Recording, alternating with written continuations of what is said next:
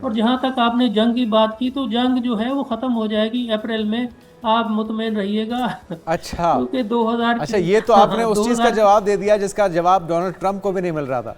देखें 5600 से जो गोल्ड ने अपना लो बनाया था वो 4100, यानी $4100 पर आउंस पे ये आ गया था आलमी मार्केट में। जी। और वहां से जो है देखिए $1500 जब ये गिरावट इसमें आई है, तो उसमें $700 हमने इसमें रिकवरी देखी है, यानी 50% एक्चुअली इसमें बाद औक़ात रिकवरी आ जाती है। तो आज भी ये 4800 के अराउंड था, तो 4800 से $150 की अभी ये कम हो गया है, 4650 के अराउंड ये आया है अभी। और मैं समझता हूँ कि आने वाला वक्त जो है इसके लिए, अगर पोजीशन ट्रेडर है, पोजीशन ट्रेडर वो होते हैं जी। जो एक वीक से लेके एक मंथ तक और एक ईयर तक, यानी कई साल तक वो इंतज़ार करते हैं। तो उसके लिए वो वेट करें कि गोल्ड जब 3500 या 3400 यानी डॉलर पर आउंस पे आ जाए, तो उस वक्त खरीदना चाहिए। और हमारी बदकिस्मती ये है कि 3 साल पहले जो डॉलर था वो $150, यानी $150 का था। अगर वही रेट होता तो गोल्ड हमें यानी 2 लाख या 2.5 लाख रुपए तोला हमें मिल सकता था। लेकिन अब जो है यानी डॉलर है वो $300 के अराउंड है, और इसी वजह से 5 लाख फी तोला अच्छा, से डायरेक्टली ज्यादा क्या इसकी चीज मार्केट है। अफेक्ट करती है सोने के रेट के उतार चढ़ाव को? क्या जंग के जारी रहने से, हमलों में तेजी से इसका रेट कम होता है, और अगर जंग रुकने की बात हो तो फिर इसकी कीमतों में इजाफा होता है? डायरेक्टली क्या चीज इसको अफेक्ट कर रही है? इसमें जो है ना, मेनली अगर आप देखें जैसे ही जंग स्टार्ट हुई, इसको ऊपर जाना चाहिए था। जी। ये 5430 के अराउंड गया, और ये मुसलसल ये डिक्लाइन में रहा।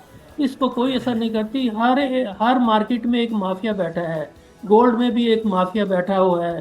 ठीक है। वो देखते हैं कि जब पूरी पब्लिक वो बाई कर रही है, और हर आदमी को मैंने देखा जब ये 5 लाख से ऊपर गया, तो हर शख्स यानी गोल्ड के पीछे था कि गोल्ड खरीदना है, इसने जो है $6000 पर आउंस हो जाना है। पैनिक की सी और सूरत हाल हो उन्होंने गई थी, देख, डिमांड बढ़ गई थी इस वजह से। जी जी, जी बिल्कुल ऐसे ही है। और उसके बाद जो है हमने देखा कि मार्केट बिल्कुल ही नीचे आ गई।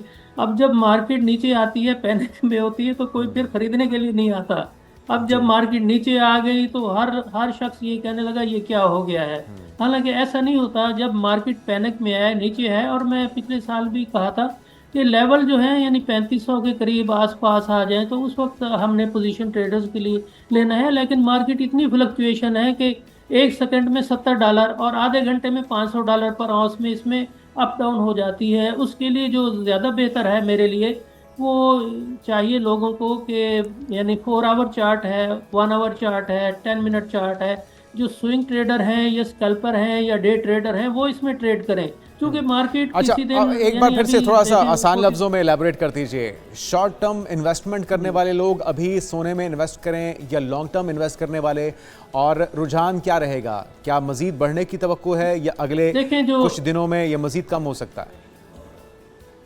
देखिए मैं एक चीज बताऊं ना, 4 किस्म के ट्रेडर होते हैं। एक पोजीशन ट्रेडर जो होते हैं वो लॉन्ग टर्म के लिए होते हैं, कि जी। उन्होंने बाय कर लिया और वो वेट करते हैं कि मार्केट कब ये ऊपर जाएगी फिर जी। हम वो सेल करें। वो 1 साल भी इंतजार करते हैं। अच्छा, स्विंग ट्रेडर ये होता है कि उसने बाय किया, कोई फॉर्मेशन देखी, उसने बाय किया या सेल किया, तो उसने 1 वीक या 1 डे या यानी तीसरे दिन या 1 महीने के बाद उसने लिक्विडेट कर दिया, यानी सेल कर दिया या जी। परचेज कर लिया, प्रॉफिट टेकिंग कर लिया।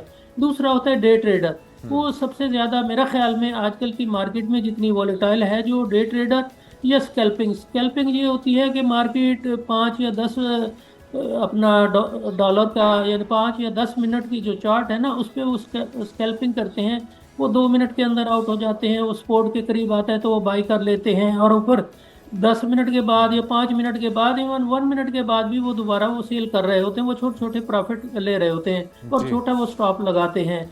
तो इसके लिए मैं यही कहूंगा कि डे ट्रेडर यानी ओवरनाइट कुछ भी हो सकता है। और जहां तक आपने जंग की बात की, तो जंग जो है वो खत्म हो जाएगी अप्रैल में, आप मुतमईन रहिएगा। अच्छा। क्योंकि 2000 अच्छा, की, ये तो आपने हाँ उस चीज का 2000 जवाब दे दिया जिसका जवाब डोनाल्ड ट्रंप को भी नहीं मिल रहा था।